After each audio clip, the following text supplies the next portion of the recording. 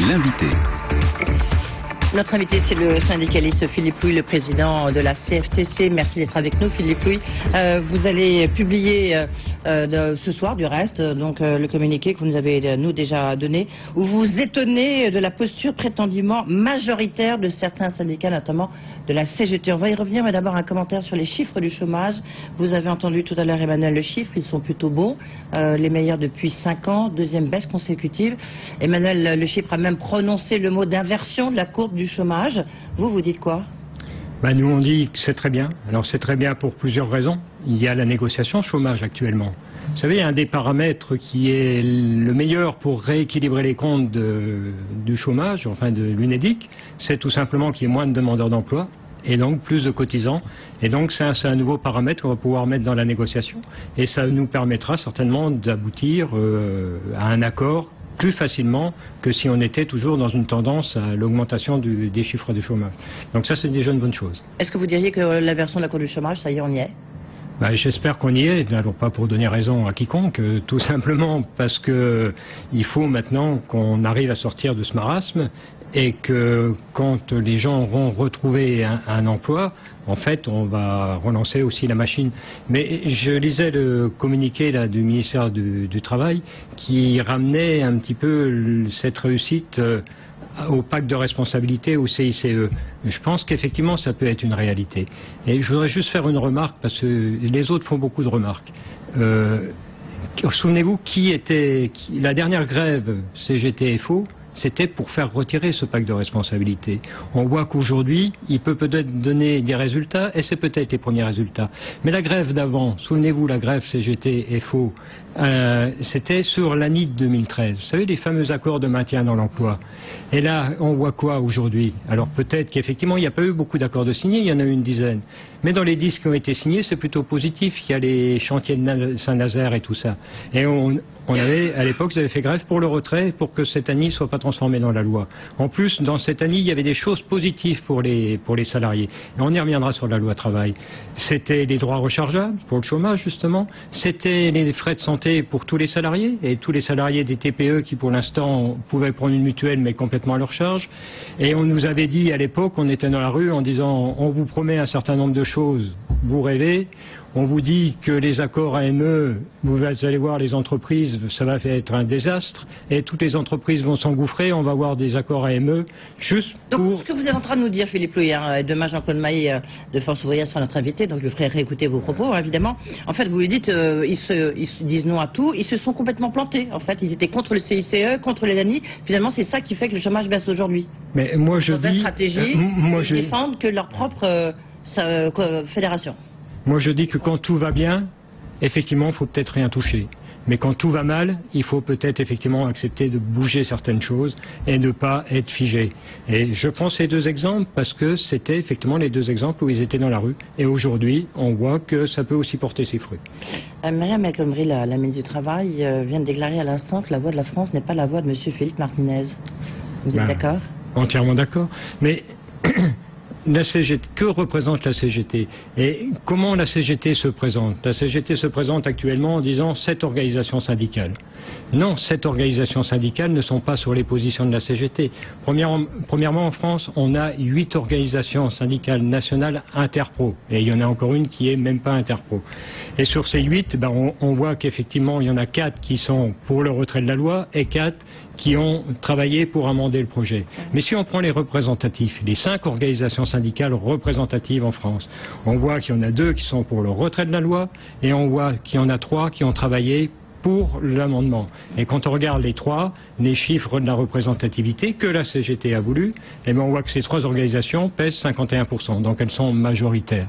Donc on ne peut pas dire que la CGT est la voix de la France, parce qu'elle est la voix de ce que la CGT pèse, c'est-à-dire 30%. Et encore une fois, ceux qui veulent avancer pèsent 51%. Et là, la France est en train de se bloquer à cause de la CGT. Vous vous dites quoi? Vous vous dites, elle a quand même le pouvoir de nuisance très forte. Qu'est-ce que vous vous dites là? Vous êtes révolté? Vous êtes dans quel état d'esprit vous êtes, vous, leader syndicaliste, justement, qui ne font pas partie de ceux qui demandent la réécriture de la loi? Mais si on était dans une manifestation de rue avec des militants ou des adhérents d'organisations ou des salariés tout simplement qui se montrent dans la rue. On en a 200 000, 1 million. Regardez, en 2010, on a mis 1 million de personnes dans la rue et effectivement, là encore, on n'a même pas réussi à obtenir gain de cause sur... Mais là, on a du mal à les compter. On a du mal à compter les salariés, tout simplement parce qu'à côté, il y a les étudiants, il y a les lycéens. Aujourd'hui, on voit que malgré qu'on ait élargi au maximum, on n'arrive toujours pas. Ben on change de stratégie. La stratégie, c'est quoi? On sait très bien que le pays se bloque par les transports. Les transports, c'est quoi? C'est la SNCF et c'est effectivement les routiers. Les routiers, regardez, on a fait tout un drame sur les heures supplémentaires des routiers. Or, on s'aperçoit que les routiers ne sont pas touchés. Alors, c'est peut-être pas aussi évident que ça et on va peut-être le préciser pour être sûr qu'effectivement les routiers ne puissent pas être touchés du fait d'un accord de branche. Mais voilà, et puis à part ça, donc après il faut bloquer le pays et c'est commun. On en sort comment cette situation, Philippe Louis? Mais vous avez eu le cabinet de Matignon en ligne. On sort comment de cette situation aujourd'hui? Parce que le gouvernement, notamment Manuel Valls, il ne veut rien lâcher. La CGT ne veut rien lâcher. Donc voilà. Mais par la discussion et surtout par une présentation objective de la loi. Qu'est-ce qu'il y a dans cette loi qui peut vraiment... C'est trop tard, il y a un sondage de BFM TV qui montre qu'il y a 7 Français sur 10 qui sont pour le retrait du texte. Mais oui, mais il faut informer mieux les Français. Attendez, même ce fameux article 2, est-ce que vous pensez que ce fameux article 2 met à mal les salariés? Non, pas du tout. Si, premièrement, la hiérarchie des normes n'est pas inversée, en fait, on privilégie la négociation d'entreprise. Mais là aussi, il faut regarder un petit peu ce qui s'est passé. En 2010, il y a eu les lois Aubry. Ce sont les lois Aubry qui ont ramené cette négociation d'entreprise. Les lois Aubry, je rappelle, c'était les 35 heures. Mais à l'époque des 35 heures, on a admis qu'on pouvait faire des heures supplémentaires à 0% de majoration, et ça s'appelle l'annualisation. Et il y avait une contrepartie, c'était 35 heures, oui. Ça tous les Français l'ont compris. Vous avez raison, mais en même temps, reconnaissez que maintenant c'est un peu trop tard, non, peut-être? Enfin, je ne sais pas comment... Mais non, il faut expliquer... continuer, vous dites qu'il faut continuer à expliquer sur la pédagogie... Il faut expliquer les tenants et les aboutissants de cette loi. Encore une fois, sur les heures supplémentaires, on ne va pas commencer à payer tout le monde à 10 ou 25%. C'est pas ça qui est dans le texte. On va permettre aux entreprises qui en ont besoin de négocier avec les salariés. Mais pas de négocier avec le couteau sous la gorge, de négocier avec des organisations syndicales. On a obtenu que les salariés ne soient pas laissés face à face avec leur chef d'entreprise. On a obtenu que le mandatement soit obligatoire pour que la négociation puisse se faire. Et la branche a encore son mot à dire. Et la branche a encore son mot à dire. Et dans la dernière mouture de la loi... Un mot. Elle n'a pas... Non. Après aussi, on l'a obtenu à la dernière mouture. Après, la branche a le droit donc de récupérer les accords, de faire un bilan et de faire des recommandations. Alors tout dépend ce qu'on met derrière les recommandations. Mais si on est dans le même esprit que les recommandations de la Cour des comptes, je pense que tout le monde comprend que quand la Cour des comptes fait des recommandations, il vaut mieux les suivre. Et là, si tout le monde est dans un bon esprit, tout le monde comprendra que quand la branche fait des recommandations, il vaut mieux les suivre parce que c'est dans l'intérêt des salariés et c'est aussi dans l'intérêt des entreprises. C'est bien le dumping social qu'on veut éviter pour que les entreprises se fassent une saine concurrence. Donc les garde-fous sont là. Les garde-fous sont là à vos yeux. Philippe Louis, c'est l'heure du chiffre de Le Chypre. Vous avez dit tout à l'heure que les bons chiffres du chômage allaient peut-être permettre de mieux négocier les nouvelles conventions assurance chômage, mais en même temps, on voit qu'il y a toujours ces fameux blocages effets de seuil. C'est le chiffre de Le Chypre. BFM Business, l'heure H, le chiffre de Le Chypre. Un gros chiffre aujourd'hui. Oui. 750 000 PME préfèrent rester en sous-effectif plutôt que d'embaucher. Effet de seuil oui, c'est une réponse effectivement à tous ceux qui disent qu'il y a précarisation, que si on met un peu plus de souplesse, eh bien ça va créer davantage de précarité et de chômage. La réalité de ces chiffres qui relèvent d'une enquête faite par l'IFOP et Fiducial, c'est que vous avez un quart des PME françaises qui déclarent préférer rester en sous-effectif, ce qui pose des problèmes pour leur fonctionnement quotidien, plutôt que d'embaucher. Ça veut dire que si on lève la peur de l'embauche, imaginez que chacune de ces entreprises ne crée ne serait-ce qu'un seul emploi, vous avez presque du jour au lendemain, j'ai envie de dire, 750 000 emplois qui sont créés. Donc, oui, effectivement, on voit bien que cette idée qu'on va fragiliser, qu'on va précariser et qu'on va encore fabriquer du chômage, elle est absurde. Vous êtes d'accord? Totalement d'accord, j'imagine, non? Mais oui, mais il faut que les entreprises arrêtent de se faire peur. Je veux dire, on a énormément d'entreprises aussi qui jouent avec qui utilisent le CDI comme mode normal d'embauche. Les chiffres du chômage, on a des entreprises qui prennent en CDI parce que les entreprises ont compris qu'à la limite un CDI dans les 2 premiers mois ça peut s'interrompre du jour au lendemain. Alors que le CDD, on détermine une durée, on est sur la durée. Donc vous voyez bien que si les entreprises veulent embaucher, elles peuvent le faire. Et après ces 2 mois, là aussi, écoutez, on sait très bien pour combien de temps on a du travail.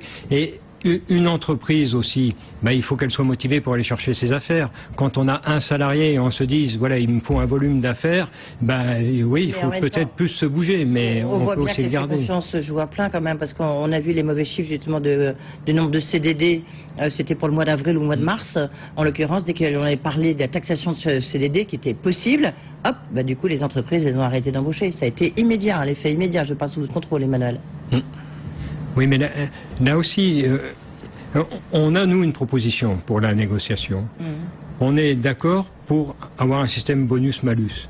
Et nous, on est prêt à dire, quand on a des CDI qui dépassent 1 an, il faut baisser les cotisations.